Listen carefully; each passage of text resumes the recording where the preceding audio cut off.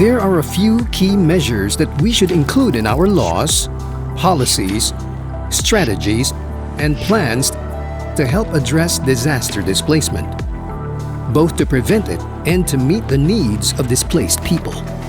Our disaster risk reduction policies should specifically consider displaced people and identify them as particularly vulnerable. To address their vulnerabilities, we need to understand displacement by collecting data.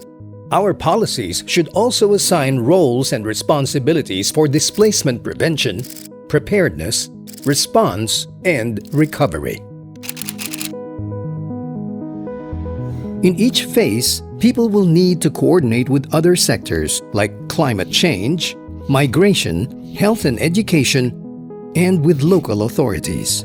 Our policies should be clear on how this will be done. Setting up a coordinating committee can help us make sure everyone knows who is responsible for what at each stage. To fulfill these responsibilities, stakeholders will need to have adequate capacity and resources. This should be written into our policies too.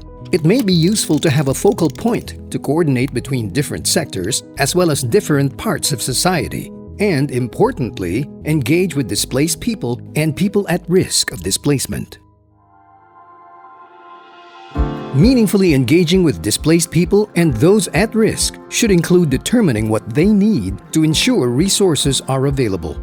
This will empower displaced people to find their own solutions. It will also strengthen our policies, like including measures to protect property left behind.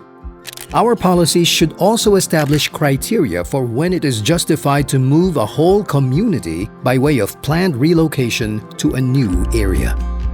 Before doing so, we need to ensure long-term resources and involve people in all decisions and actions that affect them. These measures should be included in our existing laws, policies, strategies, and plans of all relevant sectors. We can also improve our governance by making sure that existing programs to reduce disaster risk include people already displaced or those at risk of being displaced.